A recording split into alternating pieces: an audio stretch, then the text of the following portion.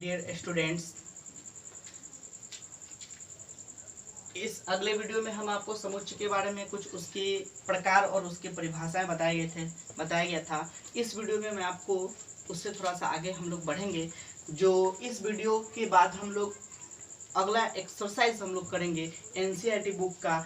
तो हम आपको बहुत सारा क्वेश्चन, बहुत सारा यानी समुच्चय का प्रकार बताए थे, जिसमें एक हम आपको रिक्त समुच्चय भी बताए थे, जिसमें आपको एक रिक्त समुच्चय मतलब जिसको हम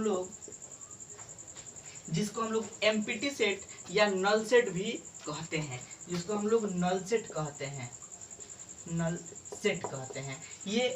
ये उसे कहा जाता है, रिक्त समुच्चय उसे कहते हैं जिस समुच्चय में एक भी अवयव न हो, उसे हम लोग रिक्त समुच्चय कहते हैं। जिस समुच्चय के अंदर एक भी अवयव न हो, उसे हम लोग रिक्त समुच्चय कहते हैं। तो इसे बोलते हैं हम लोग रिक्त समुच्चय, और इसे हम लोग फाई के द्वारा सूचित किया जाता है। अगर कहीं पर भी फाई हम लोग पाते हैं तो इसका मतलब वो होता है कि वो रिक्त समुच्चय है, और इसे नल सेट भी हम कहते हैं। जैसे एक दो चार एग्जांपल हम देख लें कि क्या रिक्त समुच्चय किस किस फॉर्म में हो सकता है। तो अब थोड़ा सा हम लोग ध्यान देंगे। जीरो, सिर्फ अगर जीरो का लिखना, क्या ये एक समुच्चय है, क्या एक सेट है, ये रिक्त समुच्चय है, ये समुच्चय नहीं है, कि ये एकल समुच्चय है, तो आप इतना जान लीजिएगा कि ये एक समुच्चय सेट नहीं है, ये एक सेट नहीं है, ये एक समुच्चय नहीं है। केवल अगर जीरो लिखा हुआ हो तो ये एक समुच्चय नहीं है। अगर यहाँ पे कोई फाई लिखा गया हो, अगर यहाँ पे कहीं भी फाई लिख दिया गया हो, सिर्फ फाई हो, तो ये एक नल सेट कहलाता है। यह एक नल सेट मतलब इसको कहते हैं हम लोग एक रिक्त समुच्चय कहते हैं। इसको हम लोग सिर्फ क्या बोलेंगे, रिक्त समुच्चय बोलेंगे। सिर्फ अगर फाई लिख दिया जाए तो, और सिर्फ जीरो लिख दिया जाए तो ये कोई सेट नहीं होता है। अगर हम इसको कोष्टक के अंदर फाई लिख देते हैं, तो इसको अगर हम कोष्टक के अंदर फाई लिखते हैं तो ये एक सिंगलटन सेट कहलाएगा। मतलब जिसको हम लोग हिंदी में एकल सेट कहेंगे, एकल समुच्चय कहेंगे, एकल समुच्चय कहेंगे, जिसको हम लोग सिंगलटन सेट कहते हैं, जिसको सिंगलटन सेट कहा जाता है। तो ये एक एकल समुच्चय हुआ, और इसके अंदर जो है एक फाई है, और फाई एक एलिमेंट का कार्य करता है। और अगर किसी ब्रैकेट के अंदर ही जीरो लिख दिया जाए तो ये भी एक यानी एकल समुच्चय ही कहलाएगा। ये भी एक एकल समुच्चय कहलाएगा, क्योंकि इसके अंदर, इस ब्रैकेट के अंदर एक अवयव है। लेकिन अगर सिर्फ जीरो लिखा जाए तो ये एक अवयव नहीं है, एक यानी मतलब एक रिक्त समुच्चय नहीं है। और सिर्फ फाई लिखा जाए तो वो ये एक नल सेट का सूचक होता है। देखिए, अब हम लोग उप समुच्चय को थोड़ा समझेंगे। परिभाषा आपको पहले लिखवाया जा चुका है कि उप समुच्चय का परिभाषा होता है कि यदि दो समुच्चय ए और बी इस प्रकार दिया हो कि ए के सभी अवयव बी में हो, तो ए को बी का उप समुच्चय कहते हैं। परिभाषा पहले हम क्लियर कर चुके हैं, कंसेप्ट भी क्लियर कर चुके हैं। फिर से हम थोड़ा सा एक सूचक के द्वारा हम लोग उप समुच्चय को समझेंगे। जैसे मान लीजिए कि ए एक समुच्चय है, 1 2 3 4 5 6 और 7। फिर एक बी समुच्चय है, 1 2 और 3। तो हम कैसे कह सकते हैं, किस प्रकार से सूचित कर सकते हैं कि ए बी का उपसमुच्चय है। तो ए के सभी अवयव बी में और बी के सभी अवयव ए में हो, तो ए के सभी अवयव बी में और बी के सभी अवयव ए में हो, तो हम लोग इसको लिख सकते हैं कि बी जो है उपसमुच्चय है ए का, बी उपसमुच्चय है ए का। या फिर हम इसको लिख सकते हैं कि बी उपसमुच्चय है ए का और ये इसके बराबर भी है। मतलब बी का सभी अवयव ए में है, तो बी ए का उपसमुच्चय है और इसका सभी अवयव ए में भी है। तो हम इतना लिख सकते हैं, यानी इसको इस प्रकार से लिखा जा सकता है। तो ये हुआ हमारा उपसमुच्चय। तो उपसमुच्चय का सूचक ये होता है। अगर नहीं होता तो हम बी से क्या करते, काट देते, यानी कहते कि ये इसका उपसमुच्चय नहीं है। तो इस प्रकार से हम सूचित कर सकते हैं। और इसे अगर कहीं बराबर भी दिया रहता है तो ये गलत नहीं होता। बी उपसमुच्चय होता है ए का और ये बराबर भी होता है। आइए अब हम देखते हैं कि उपसमुच्चय, किसी भी समुच्चय का उपसमुच्चय लिखना। जैसे मान लीजिए किसी भी समुच्चय को हम लोग उपसमुच्चय कैसे लिख सकते हैं। जैसे मान लीजिए कि दिया हुआ है यहाँ पर कि ए बराबर 1 और 2, तो हम लोग इसका कितना उपसमुच्चय है, ए एक सेट है, इसका उपसमुच्चय लिखें। तो इसके उपसमुच्चय को अगर हम लोगों को लिखना है तो हम लोग कितना लिख सकते हैं, तो इसका कितना उपसमुच्चय होता है या फिर लिखना है तो कितना उपसमुच्चय होता है, इसको हम एक फॉर्मूला बताएंगे अभी। उस फॉर्मूले के द्वारा निकाला जा सकता है कि इस समुच्चय का कितना उपसमुच्चय है, और या फिर हम इसको उपसमुच्चय इसका लिखना हो तो हम लोग लिख सकते हैं। जैसे मान लीजिए इसका उपसमुच्चय हम लोग को लिखना है, इसका कुल उपसमुच्चयों की संख्या लिखनी है, तो हम लोग को उपसमुच्चयों की संख्या लिखनी है। तो सबसे पहले हम लोग लिखेंगे 1, ये हो गया इसका एक उपसमुच्चय। फिर इसको हम लोग लिख सकते हैं 2, ये हो गया इसका दूसरा उपसमुच्चय। फिर हम लोग लिख सकते हैं 1 और 2, फिर इसको हम लोग लिख सकते हैं 5। मतलब ये है कि इसका एक अवयव भी इसका एक उपसमुच्चय है, फिर दूसरा एलिमेंट भी इसका उपसमुच्चय है, और एक बार दोनों को मिला के इसका उपसमुच्चय है, और एक बार इसका खाली समुच्चय रिक्त समुच्चय भी इसका उपसमुच्चय है। कहने का मतलब हुआ कि जितना एलिमेंट दिया हो उसमें से पहला इसका उपसमुच्चय, फिर उसका दूसरा एलिमेंट भी इसका उपसमुच्चय, और फिर दोनों को मिला के एक बार उपसमुच्चय, और उसके बाद इसका खाली समुच्चय यानी रिक्त समुच्चय भी इसका एक उपसमुच्चय होता है। तो ये हुआ हमारा उपसमुच्चय। अगर हम कुल उपसमुच्चयों की संख्या अगर हम जानना चाहते हैं तो इसको हम गिन सकते हैं। तो गिन सकते हैं इसका मतलब 1 2 3 4, कुल उपसमुच्चयों की संख्या 4। लेकिन यहाँ एक छोटा सा फॉर्मूला के द्वारा किसी भी दिए गए समुच्चय का हम लोग उपसमुच्चय आसानी से निकाल सकते हैं। वो कौन सा फॉर्मूला होता है, तो उसमें 2 फॉर्मूला होता है। एक होता है रिक्त समुच्चय के साथ विथ एम्प्टी सेट, और विदाउट एम्प्टी सेट के साथ हम लोग रिक्त उपसमुच्चय का यानी उपसमुच्चय निकालेंगे। तो रिक्त समुच्चय के साथ उपसमुच्चय निकालना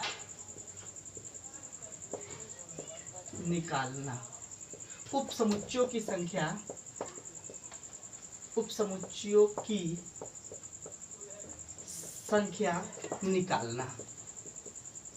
निकालना यानी जिसमें रिक्त समुच्चय हो उसका उपसमुच्चय की संख्या निकालना। तो 2 के पावर n यही फॉर्मूला होता है, यही एक फॉर्मूला है। इसको आप नोट कर लीजिएगा। इसको आप नोट कर सकते हैं कि अगर रिक्त समुच्चय के साथ हो, जैसे हम इसमें रिक्त समुच्चय बताए हैं, तो हम सिर्फ क्या करेंगे, थोड़ा सा इसका अगर हम लोगों को निकालना है तो एक समुच्चय एक सेट दिया हुआ है, जैसे यहाँ पे दिया हुआ है 1 2 और 3, इसका उपसमुच्चयों की संख्या निकालना, कुल संख्या कितना है, तो n का मतलब हुआ नंबर ऑफ एलिमेंट। तो हम लोग लिखेंगे कि उपसमुच्चय। तो यहाँ से थोड़ा सा ध्यान दीजिएगा, रिक्त समुच्चय के साथ निकालना है तो 2 के पावर n वाले फॉर्मूला पे लगाएंगे। तो n का मान कितना रखेंगे, 1 2 3 एलिमेंट है, तो यहाँ से हम लोग 3 एलिमेंट, अगर 2 का निकालना होगा तो यहाँ से हम लोग 2 ही का निकालेंगे। तो 2 के पावर यहाँ 2 लिखेंगे, 2 के पावर 2 मतलब 2 × 2 = 4, ये 4। तो हमारा निकल के यहाँ भी 4 आया था और यहाँ भी 4 आया। कब, जब इसमें एक रिक्त समुच्चय होगा तब। अगर विदाउट रिक्त समुच्चय नहीं हो तो हम लोग क्या करते हैं, इसके फॉर्मूले में -1 लगा देंगे। जैसे आप देखिए यहां से बिना रिक्त समुच्चय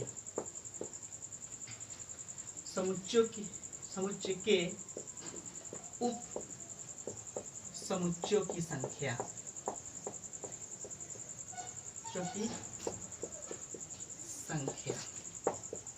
निकालना। तो ये हो जाएगा हमारा, क्या हो जाएगा, 2 के पावर n, और कितना रिक्त समुच्चय रहता था, एक रिक्त समुच्चय। तो 2 के पावर n करेंगे और उसमें से हम लोग क्या करेंगे, 1 माइनस कर देंगे। जो हमारा एक रिक्त समुच्चय आता था उसको हम लोग माइनस कर देंगे, तो ये हमारा प्राप्त हो जाएगा। यही हम लोग फॉर्मूला द्वारा इसको हम लोग उसको लिख सकते हैं। तो अगर आप इसको उतारना चाहते हैं तो आप इसको उतार सकते हैं। आइए अब इसका एग्जाम्पल एक हम समझते हैं। तो विदाउट एम्प्टी सेट, विदाउट रिक्त समुच्चय का एग्जाम्पल एक हम समझ जाएंगे तो यानी कंफर्म हो जाएगा। जैसे ए एक सेट है, जैसे 1 2 पे हम समझेंगे इसको विदाउट एम्प्टी सेट। तो अगर हम इसको लिखना चाहते हैं उपसमुच्चय, इसका हम लोग उपसमुच्चय लिखना चाहते हैं, तो हम लोग कैसे लिख सकते हैं, सबसे पहले 1 लिखेंगे, उसके बाद इसका 2 लिखेंगे,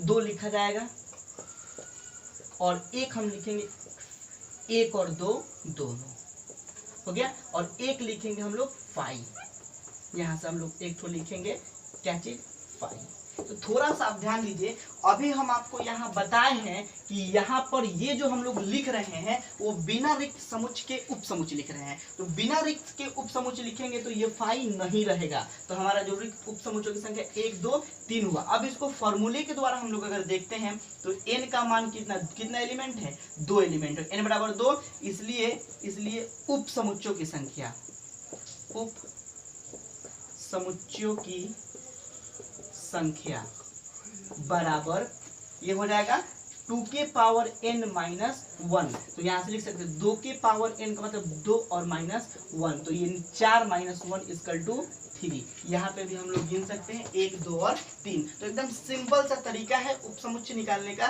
तो इस आधार पर हम लोग इसका उपसमुच्चय ज्ञात कर सकते हैं। आइए अब हम अगला देखते हैं, अगला पॉइंट समझते हैं। अगला पॉइंट है अधिसमुच्चय। तो उपसमुच्चय निकालना हम लोग सीख गए और अब अधिसमुच्चय निकालना सीखेंगे। कोई ज्यादा डिफरेंट नहीं है, बस सिंपल ऐसे ही निकालेंगे हम लोग अधिसमुच्चय।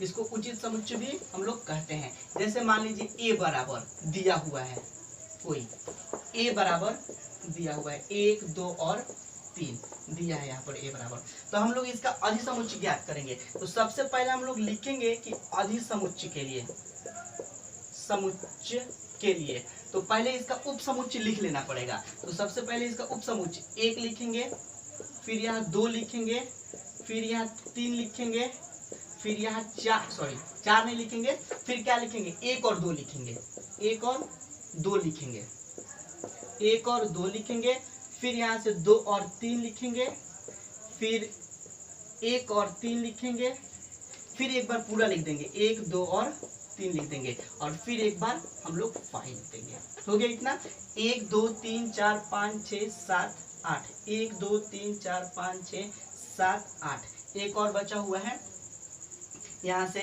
1 2 हो गया, 2 और 3 हो गया, 1 और 3 हो गया, और हो जाएगा आपको 2 और 3 भी हो गया है, 1 2 3 4। तो 1 2 3 4 5 6 7 8। तो ये हुआ हमारा, अभी अधिसमुच्चय नहीं हुआ, अभी हम इसका उपसमुच्चय निकाले हैं। पहले एक बार 1 लिखे, एक बार 2 लिखे, एक बार 3 लिखे, तीनों एक बार हो गया, फिर 1 2 को एक बार लिखे हैं, फिर 2 3 को एक बार लिखे हैं, फिर 1 3 को एक बार लिखे हैं, फिर तीनों को मिला के एक बार लिखे और एक बार 5 होता है। तो हम लोगों को निकालना है अधिसमुच्चय। उपसमुच्चय तो निकालना नहीं है, और ना ही विदाउट एम्प्टी सेट और विद एम्प्टी सेट, यानी ऐसा कुछ नहीं निकालना है। हम लोगों को निकालना है अधिसमुच्चय। तो अधिसमुच्चय निकालने के लिए हम लोग क्या करेंगे कि सबसे पहले हम लोगों को उपसमुच्चय लिख लेना पड़ेगा। अधिसमुच्चय निकालने के लिए उपसमुच्चय लिखेंगे, और उसमें से एक बार जो तीनों को मिला के लिखे हैं वो, और एक बार जो 5 आया है वो, ये दोनों को हम लोग हटा देंगे, क्रॉस कर देंगे।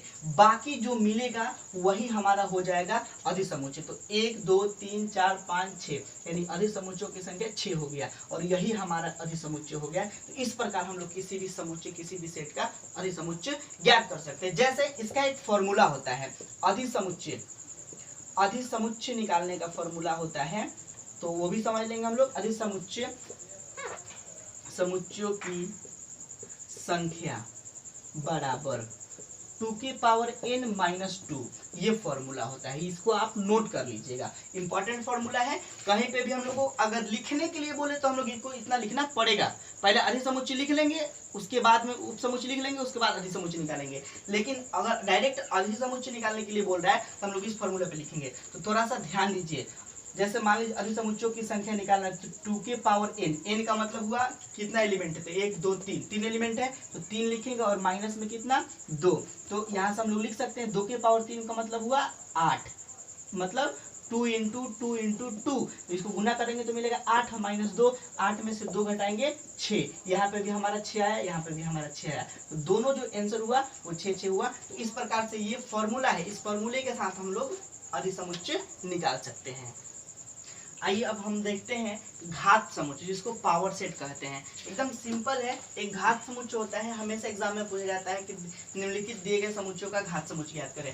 कोई भी यदि एक समुच्चय हो, कोई भी एक सेट दिया गया हो, तो उसके जितने भी उप समुच्चय होते हैं, कोई समुच्चय दिया गया हो और उसके जितने उप समुच्चय होते हैं उन सब का कलेक्शन, उन सब का एक में सम्मिलित कर देना, यानी एक साथ एक समुच्चय को बनाकर लिख देना कि पावर सेट कहलाता है। मतलब जी कोई एक समुच्चय दिया हुआ है, उसका उप समुच्चय निकाल करके हम लोग जितना समुच्चय होता है उस सब का कलेक्शन अगर हम लोग लिख देते हैं उसे पावर समुच्चय। जैसे एक मान लीजिए एक क्वेश्चन दे दिया जाए कि यदि ए बराबर ए बी दिया हो तो ए का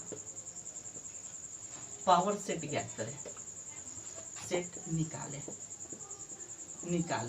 एकदम सिंपल सा है, निकालें। तो हम लोग इसको क्या करेंगे, सॉल्व करेंगे। तो सॉल्व करेंगे तो क्या करेंगे, सबसे पहले उप समुच्चय निकालेंगे, लिखेंगे उप समुच्चय